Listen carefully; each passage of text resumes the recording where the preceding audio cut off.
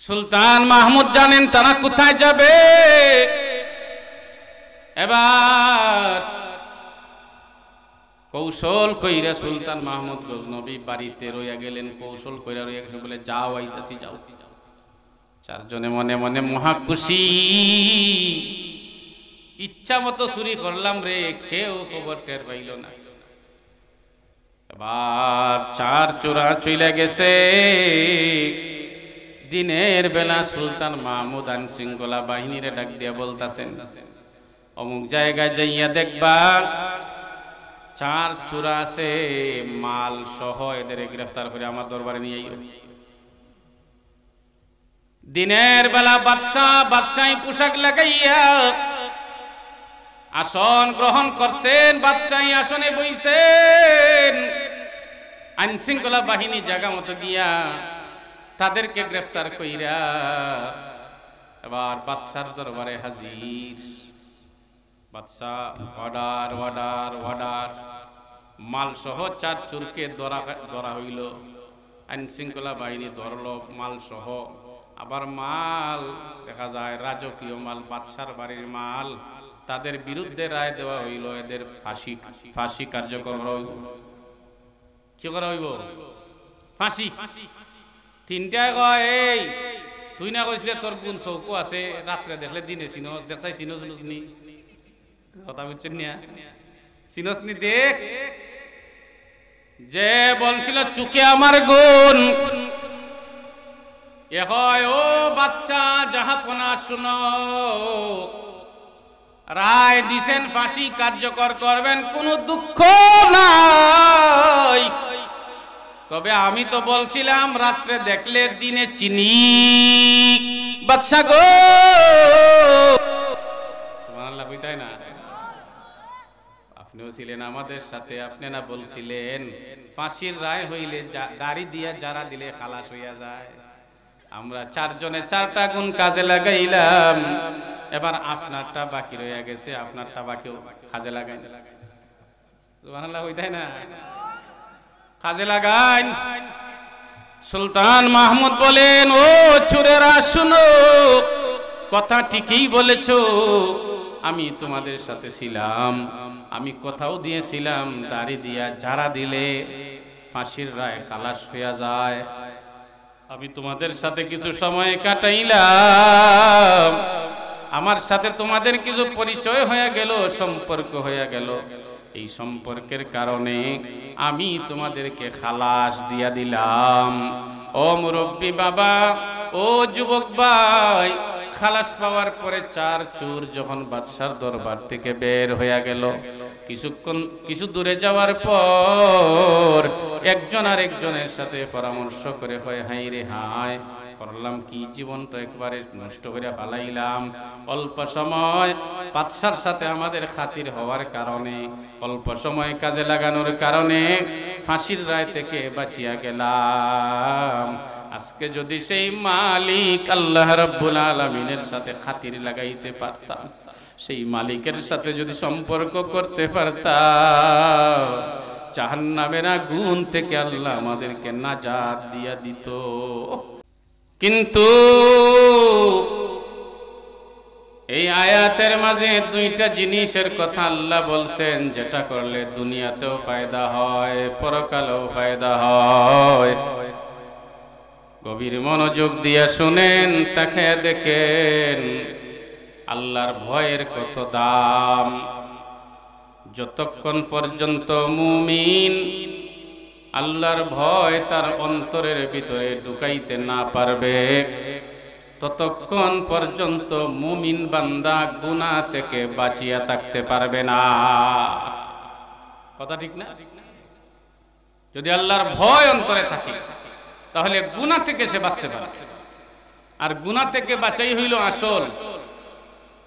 ও ভাই, গুনাহ নিয়া কবরে গেলে কবরের আযাব সহ্য করা সম্ভব হবে না। এই দুনিয়াতে আপনার যতই বাহাদুরি থাকুক না কেন, কবরে যাওয়ার পরে কোনো বাহাদুরি খাটবে না, বাহাদুরি চলবে না। একমাত্র বাহাদুরি চলবে, আমলের বাহাদুরি। কথা ঠিক না? নেক আমলের বাহাদুরি চলবে সেইখানে। দুনিয়ায় আপনার চেহারা বড় সুন্দর, টাকা পয়সার অভাব নাই, দাপটের অভাব নাই,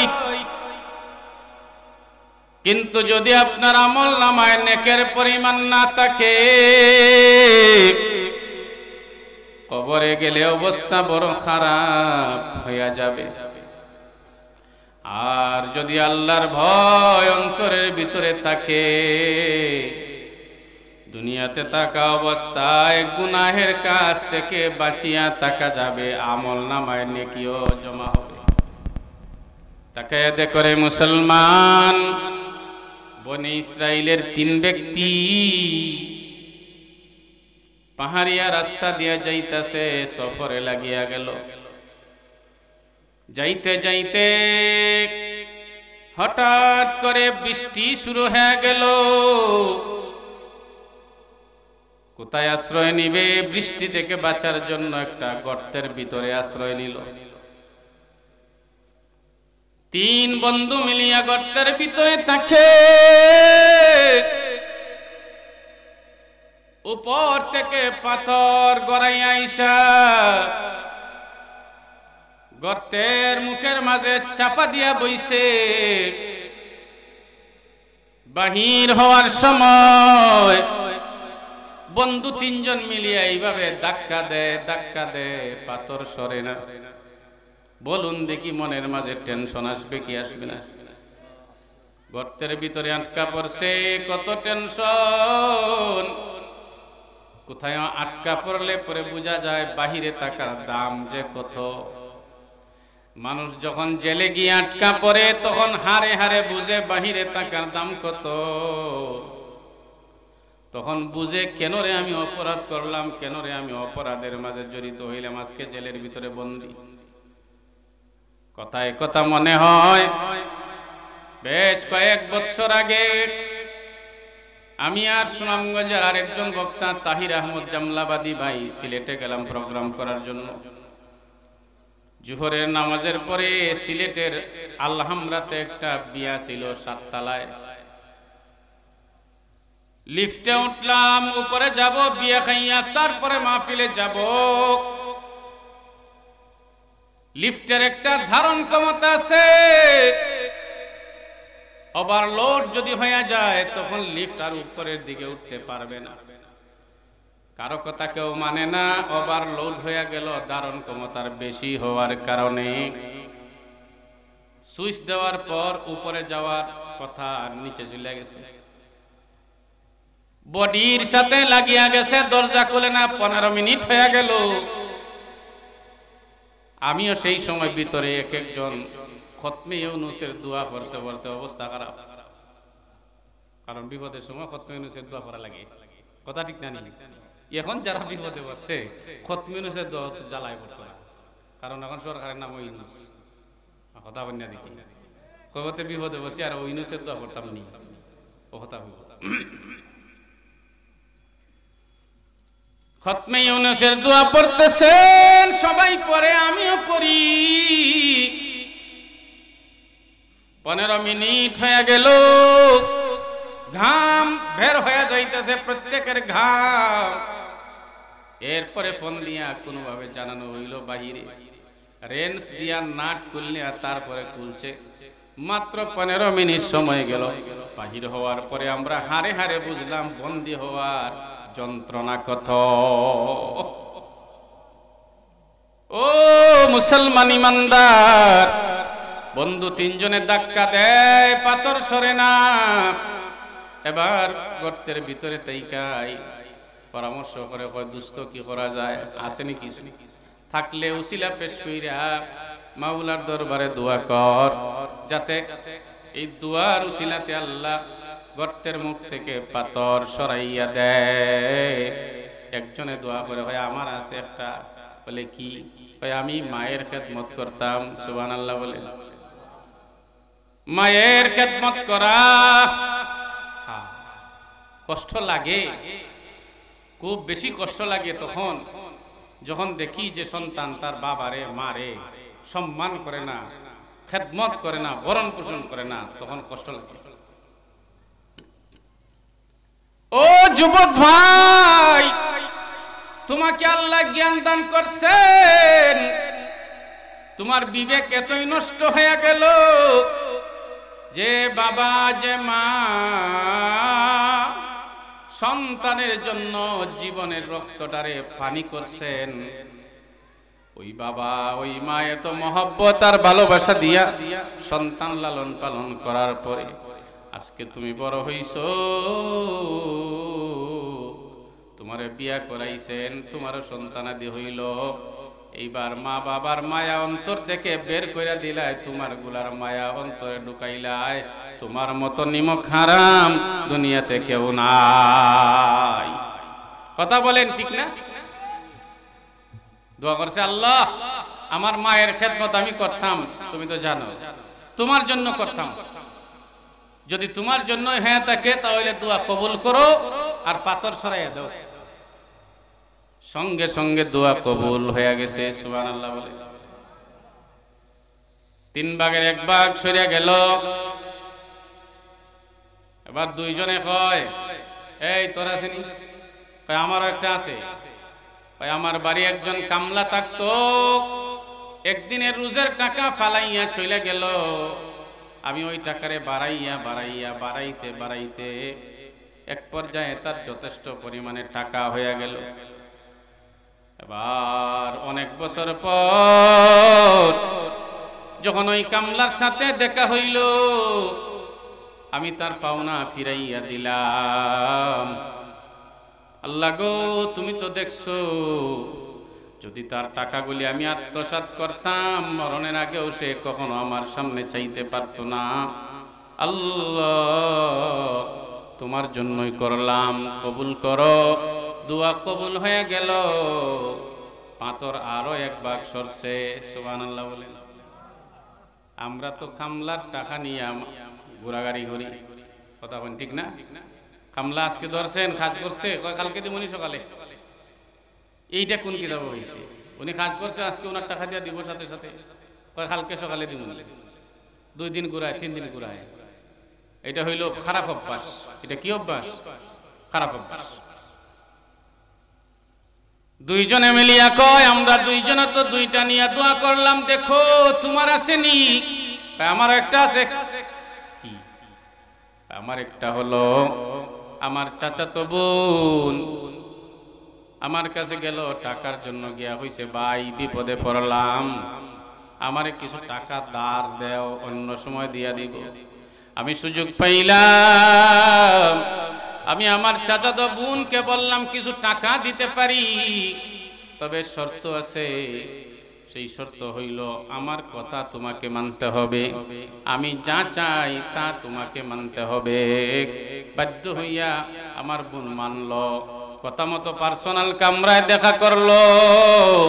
আমি যখন তার দিকে হাত বাড়াইলাম, আমার বোন চিৎকার দিয়া বলে, ও ভাই, আমার মান সম্মান নষ্ট কইরো না, ভিন্ন কোনো পুরুষ আমার গায়ে আঘাত করে নাই, আল্লাহকে ভয় করো। যখন এই কথা বলল, আমি আল্লাহর ভয়ে আমার বোনকে আমি ছাইরা দিলাম।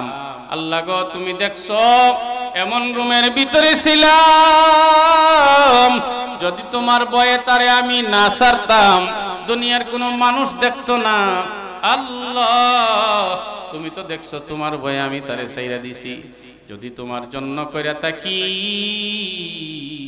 কবুল করো, মঞ্জুর করো। দোয়া কবুল হয়ে গেছে। গর্তের মুখ থেকে সম্পূর্ণ পাথর সরিয়া গেল। আল্লাহর ভয় বিপদের সময় কাজে লাগে। ও মুসলমান ইমানদার, আমি এই ব্যাপারে শুধুমাত্র টাচ দিলাম, উদ্দেশ্য হলো সংক্ষেপে সামনের অংশ নিয়ে কিছু কথা বলবো ইনশাআল্লাহ।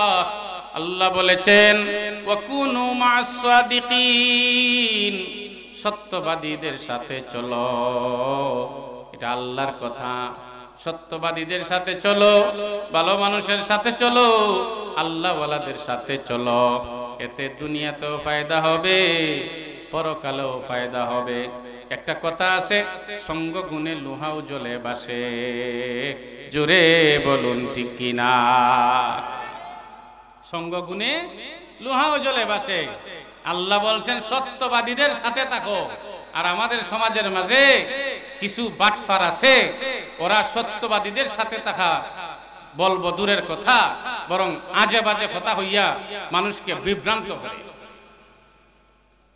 কয় কেরামান কাতিবিন রোজ হাসরের দিন, কিতাব শুনেন, কেরামান কাতিবিন রোজ হাসরের দিন আল্লাহর দরবারে যদি করে অভিযোগ, আমি বলবো দুনিয়ায় ছিলাম ল্যাংটা বাবার লোক। নাউজুবিল্লাহ হইতাই না?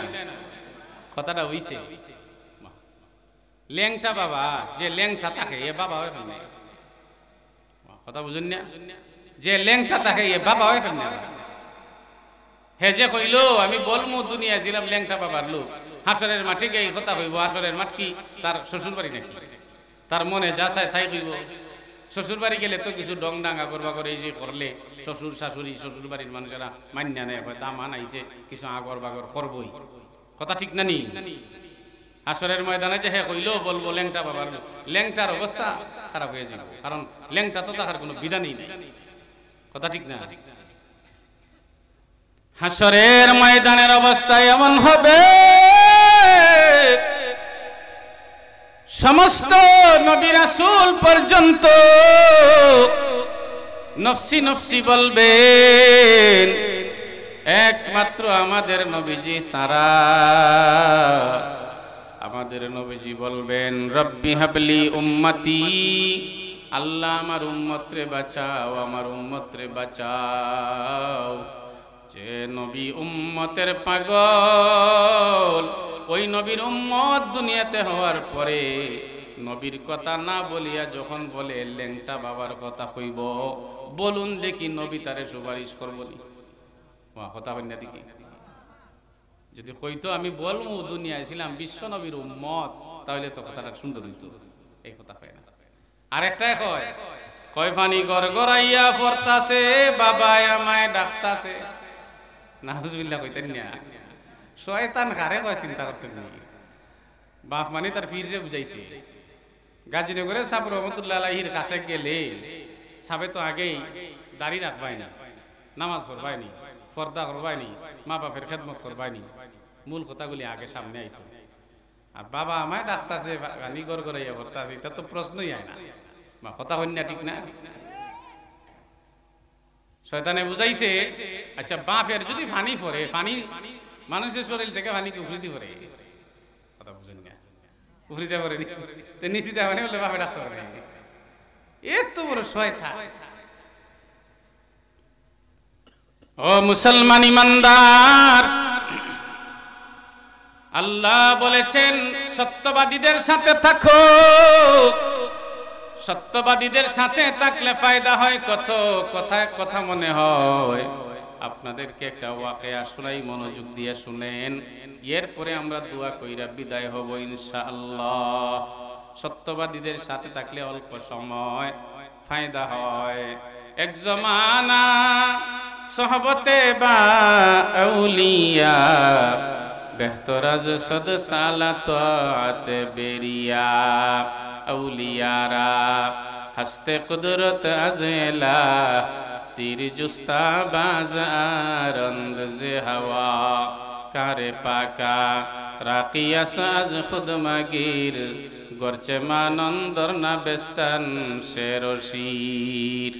শেরাবা সদখে মরদম মিদারাত, শিরাবা সদখে মরদম মি খুরাত। ও মুসলমান ইমানদার, তাকে দেখো। সত্যবাদী ভালো মানুষের সাথে অল্প সময় চললে পরেও দুনিয়ার ফায়দা হইয়া যায়, পরকালেরও ফায়দা হয়। জবরদস্ত একজন আল্লাহওয়ালা বাদশা ছিলেন, ধনী বাদশা ছিলেন। একদিকে ছিলেন বাদশা, বাদশা হইলে তো বড় লোকই হয়, ধনী হয়। অপর দিকে ছিলেন আল্লাহওয়ালা সুলতান মাহমুদ গজনবী রহমতুল্লাহ আলাইহি এবার গভীর রাত্রে বেলা না ঘুমাইয়া কে কোন অবস্থায় চলতেছে তার খবর জানার জন্য ঘর থেকে বের হয়ে গেলেন। আর আমাদের অবস্থা হলো মেম্বার বলেন আর চেয়ারম্যান বলেন আর উপজেলা চেয়ারম্যান বলেন আর এমপি সাহেব বলেন, নির্বাচনের আগে মানুষের কাছে ঘরে ঘরে যায়, রিস্কাওয়ালা বাইরেও সালাম দিয়া গিয়ে হাত মিলায়, সাধারণ সর্বশ্রেণীর মানুষের সাথে হাত মিলায়, আগেই সবার আগে জুড়ে সুরে সালাম দিয়া দেয়।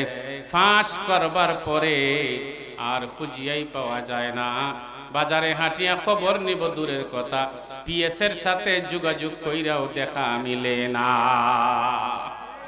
জোরে বলেন ঠিক কিনা? ও মুসলমান ইমানদার, সুলতান মাহমুদ গজনবী মনে মনে ভাবলেন, আমার দেশের জনগণ কে কোথায় কিভাবে আছে, রাত্রিবেলা একটু চক্কর দিয়া খবর নিব। গভীর রাত্রে বের হয়ে গেছেন, যাইতে যাইতে অনেক দূরে চলে গেলেন, গিয়া দেখলেন চারটা মানুষ এক জায়গায় বসা আছে। গভীর রাত্র, লোক বসা চারজন। সুলতান মাহমুদ গজনবী উনি তো মুরব্বী মানুষ, লম্বা দাঁড়িয়ে আছে, সদ্য বেশ ধারণ করলেন। বেশ কিন্তু বাদশার বেশ না, সদ্য বেশ। সাধারণ মানুষ দেখলে যাতে না চিনে, যাতে চিনতে পারে না, দাঁড়িয়ে আছে লম্বা দাড়ি। গভীর রাত্রে চারজনকে এক জায়গায় পাইয়া বলতেছেন, ও মিয়ারা বাড়ি কোথায়? বাড়ি দিয়া কি করবেন? এক একটা স্ট্রং কণ্ঠে কথা বলে, ও মুরব্বী বাড়ি জিগার, আপনার বাড়ি কই? বুঝছেন না কথা? বাদশাহ চিনে না তো, বাদশার আরো উল্টা কয়, আমরা রে বাড়ি জিগান, আপনার বাড়ি কই? কোন আমার বাড়ি কইমুনি রে ভাই। তোমাদের বাড়ি কোথায়? বলে বাড়ি অমুক জায়গায়। তোমরা কি করো? বুঝেন না কি করি? গভীর রাত্রে কি করি বুঝেন না? বলে না বুঝি না। বলো কি করো? আমরা হইলাম চুর। কি কি কইছে? চুর। মুরব্বী মানুষ তো, মুরব্বীরে সম্মান দেয় না, সম্মান দিতে চায় না মানুষ, অথচ এই মুরব্বী আল্লাহর কাছে প্রিয় বান্দা। কথা কন্যা দেখি, আল্লাহর প্রিয় বান্দা, আল্লাহর প্রিয় বান্দা। চুর তাহলে এখানে কি করো? ওইখানে বৈশা পরামর্শ করি, কার বাড়িতে গিয়া ঢুকবো, কেমনে চুরি করব, পরামর্শ করি। তা আপনার পরিচয় দেন। সুলতান মাহমুদ বলেন, আমিও তোমরা দলেরই সদস্য। কথা হইলে তো ভালো হয়েছে, আপনিও মুরব্বী মানুষ, আপনার দাড়ি টাড়ি আছে, আমরা তো নাই, তাইলে আপনি আমার সাথে হয়েছেন। আমরা হইলাম 5 জন। কয়জন হইলাম? বলে ঠিক মতো থাকতে পারবেন আমরা সাথে? বলে হ্যাঁ পারবো, তোমরা সাথে থাকতে পারবো। সুলতান মাহমুদ বলেন, ও ভাইরা শুনো রে, তোমরা যে চুরি করো, তোমাদের মাঝে কার মাঝে কি গুণ আছে বলো? একজনে কয় আমার গুণ হইল হাতের মাঝে আমার গুণ। বলে হাতের মাঝে গুণ কেমনে? হয় যে ঘরের মাঝে চুরি করার জন্য যাব, গিয়া যদি দেখি তালা লাগানো আছে, হাত দিয়ে আমি ধরলে পরে তালা খুলিয়া যায়। কিতা মনে করলাই বাসা তালা খুলিয়া যায়। আচ্ছা তাহলে এটা একটা বড় গুণ না? তালা যদি লাগানো থাকে তাহলে চুরি করতে পারবো, বাড়িয়া যদি ভাঙ্গে তাহলে তো হর বাড়ি মানুষ শুনে নিব। কথা ঠিক না? শুনে নিব। সুলতান মাহমুদ বলেন, তাহলে তো ভালো গুণ এটা। আচ্ছা তোমার কি গুণ আছে? আরেকজন বলেন, তোমার কি গুণ? কয় আমার গুণ হইল খানে। বলে খানে তোমার গুণ? এটা কেমনে? ও মুরব্বী শুনো গো, কানে গুণ হলো যার বাড়িতে চুরি করার জন্য যাব, এই বাড়িতে যদি কুত্তায় গেউ গেউ করে তাহলে আমি বুঝি কুত্তায় কি কয়। না আগে আগে আগে তো মানুষের বাড়িতে কুত্তা থাকতো, কথা ঠিক না? কুত্তা থাকতো, কুত্তায় ভেউ ভেউ করে রাত্রে, তাহলে কুত্তায় কি কয় হে বুঝালায়, তাইলে তো এটা একটা গুরুত্বপূর্ণ একটা গুণ। কথা ঠিক না? তাইলাম 3 নম্বর জন জিগাইতেছেন, তোমার কি গুণ আছে বলো? কয় আমার গুণ হইল নাকে। কয় নাকের মাঝে গুণ, এটা কেমনে? ওই মুরব্বী শুনো, যেই বাড়িতে যাব চুরি করার জন্য, এই বাড়িতে কোথায় কি আছে আগে তো জানা লাগবো, কথা ঠিক না? আন্তাজিকে কত তুকাইমু, তুকাইতে তুকাইতে তো রাইতে শেষ হয়ে যাবো, আবার ধরা খাইমু না। ও মুরব্বী সাহেব, যেই বাড়িতে চুরি করার জন্য যাব, ওই বাড়ির মাটি হাতের মাঝে লইয়া নাকের মাঝে গ্রান নিব। আমি বলতে পারবো কোন জায়গায় সোনা আছে, কোন জায়গায় রূপা আছে, কোন জায়গায় টাকা আছে, কোন জায়গায় শ্বশুরের শাড়ি আছে। কথা বুঝছেন না? নি যে বাড়ি চুরি করবো বেটিরা হরি বেলা হে বানাইলো, হরি শাড়ি টাড়ি আনতেই বানানি। তাইলে তো কোন জায়গায় কি আছে তাইলে তুই জান না, টাস করে জায়গা জায়গায় গিয়ে তো মাল নিবি না, তাইলে তো এটাও একটা বড় গুণ। কথা ঠিক না?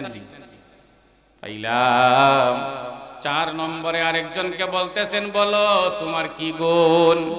কয় আমার গুণ হলো চোখে। এইটা কেমনে? এইটা হইল রাত্রিবেলা যাকে আমি দেখি, দিনের বেলা তারে আমি চিনি।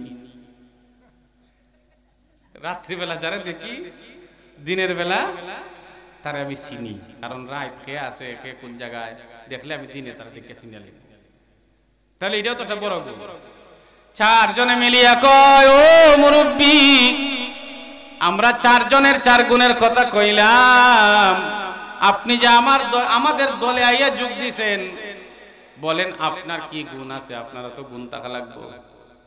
এবার সুলতান মাহমুদ বলেন, শোনো, আমার গুণ হলো যদি চুরি কইরা কোথায় ধরা খাইয়া যায়, আর বাদশা যদি ফাঁসির রায়ও দিয়া দেয়, আমার দাড়ি দিয়া যারা দিমু ফাঁসি খালাস। সুবহানাল্লাহ, চুরি কইতাই না নি? এইটা দিয়ে আরো বড় গুণ, কারণ চুরি করলে যে ধরা খাইতো না তার কোনো গ্যারান্টি আছে নি? ধরা খাইতো না, ধরা খাইলে খালাস করে যে আনবো, তাহলে উনি তো আরো বড়। কথা ঠিক না? ঠিক আছে, কয় তাহলে তো হইছে, সব হইয়া গেল, ধরা খাইলে দাড়ি দিয়া যারা দিবেন খালাস পাইমু, তাহলে চুরি কার করে করা যায়? সুলতান মাহমুদ বলেন, বলো তোমরা 4 জনে বলো কার বাড়িতে আজকে চুরি করবা, রাত্রে চুরি করবা? কয় বাদশাহ সুলতান মাহমুদের বাড়িতে দিয়ে চুরি করবো।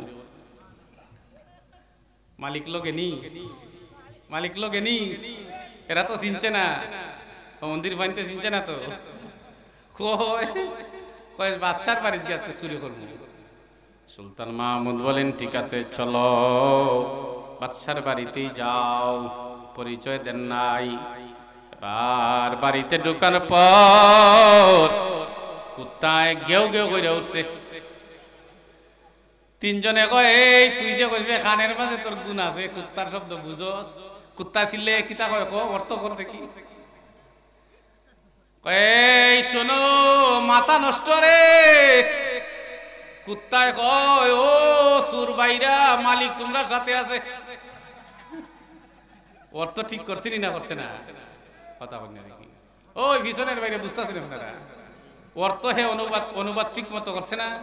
ঠিক মতো করছে। কয় মালিক সাথে আছে, কুত্তায় কয় ঘটনা কি? না এই ভালো করে কও, মালিক খেয়ে কেন? সুলতান মাহমুদ বুঝতে পারে, আরে কুত্তার বাসায় কি অবস্থা? কুত্তায় কয় মালিক সাথে আছে, চলো কাজ করো দেখি। কথা উড়াইয়া ফেলাই দিছে, কুত্তার কথাটা বিশ্বাস করছে না।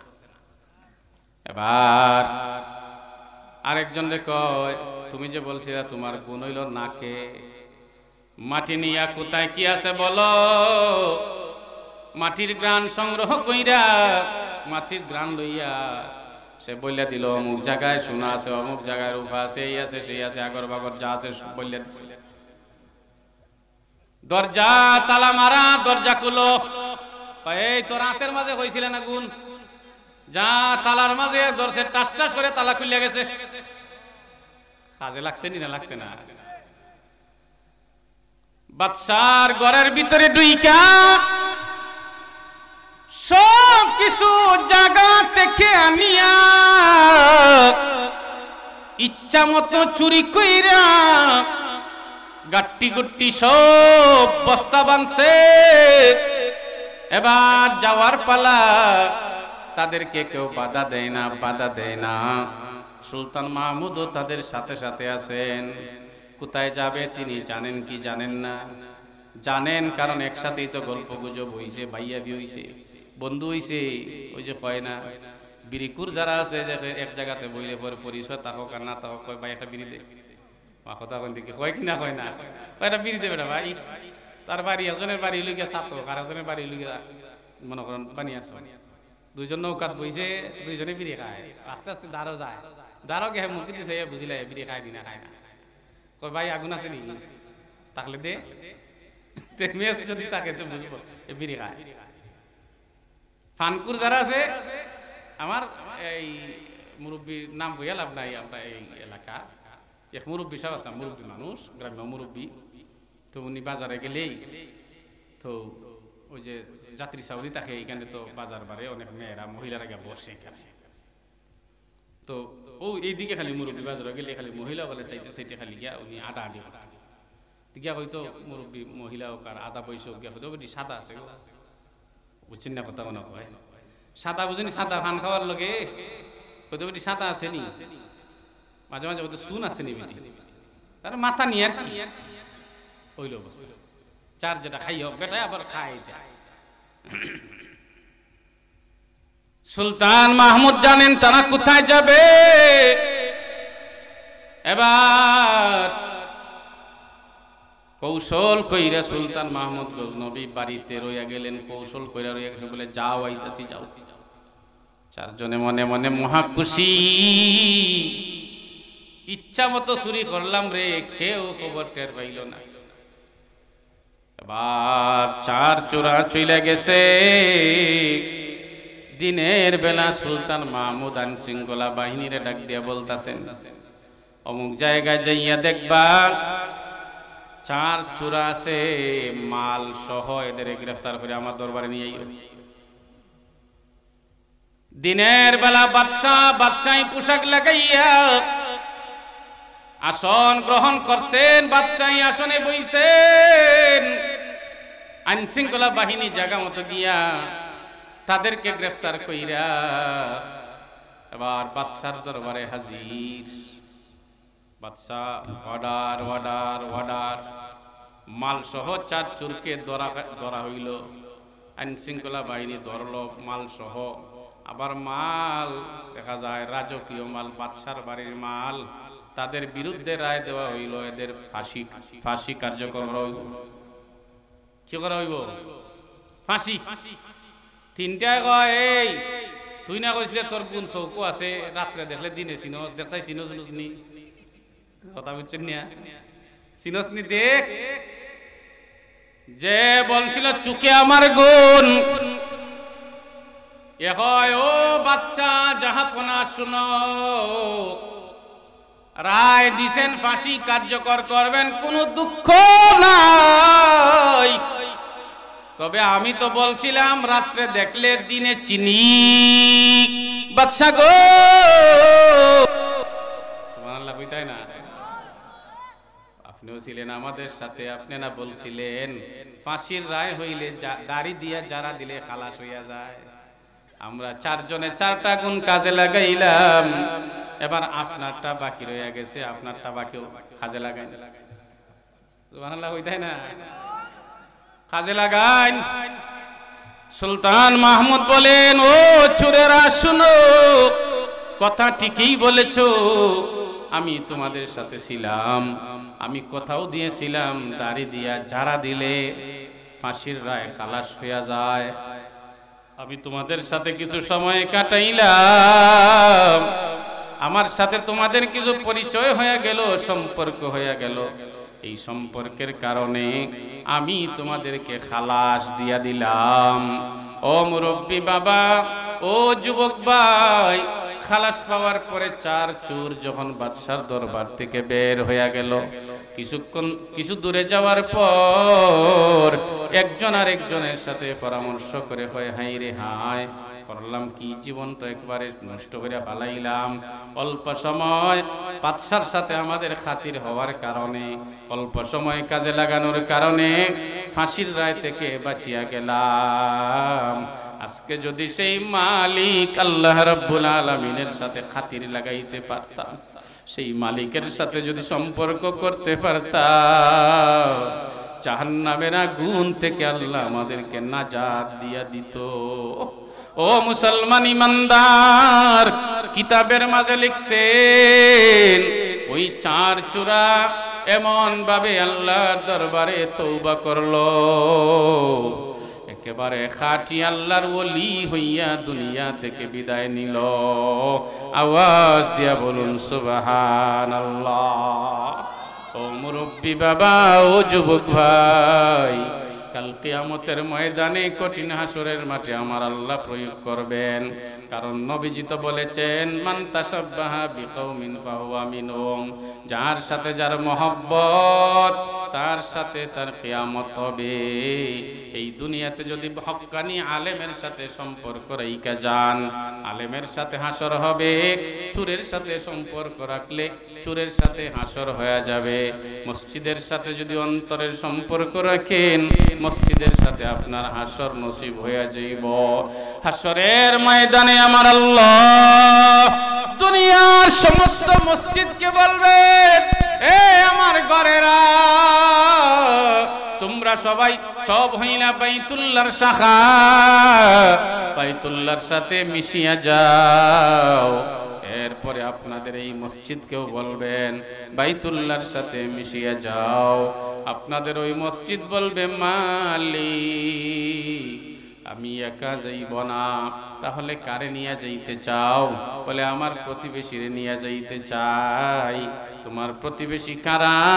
আপনাদের এই মসজিদ জবাব দিবে, আমার প্রতিবেশী হইল তারা যারা আমার মাঝে নামাজ পড়লো, আমারে যারা কায়েম করলো, আমারে যারা জারু দিল, আমার খেদমত যারা করলো, ওরা হইল আমার প্রতিবেশী।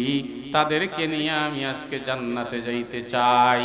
এক পর্যায়ে আমার আল্লাহ বলবেন, ও আমার ঘর, তোমরা যাদের ব্যাপারে বলতেছো প্রতিবেশী, তাদেরকে সাথে নিয়ে জান্নাতে চলে যাও। ও মুসলমান ইমানদার, এই মসজিদের সাথে আপনারা জান্নাতে যাইতে চান কি চান না? বসেন মুরব্বী সাহেব, এখন আর উঠছেন না, দোয়া করিল। এখন যদি দোয়াটা শেষ পর্যন্ত কইরা যাইতে পারলেন না, আপনি চলে গেলেন, এর চেয়ে দুঃখজনক বিষয় হইতে পারে না। কথা ঠিক না? নি মসজিদের সাথে জান্নাতে যাইতে চান কি চান না? কারা কারা চান একটু হাত তোলা দিয়ে আমার আল্লাহরে দেখান। নারায়ে তাকবীর, হাত নামান, আল্লাহ কবুল করো, বলেন আমিন। মসজিদের সাথে জান্নাতে যাইতে গেলে মহব্বত লাগবো কি লাগতো না? ভালোবাসা লাগবো নি? মসজিদের সাহায্য করা লাগবো নি? লাগবো। আপনাদের এই মন আছে ভালো মন, যার কারণে আপনারা মসজিদ কয়েক বছর আগে আইয়া দেখছিলাম মসজিদ শুরু করছে, আলহামদুলিল্লাহ এখন মসজিদ তো যথেষ্ট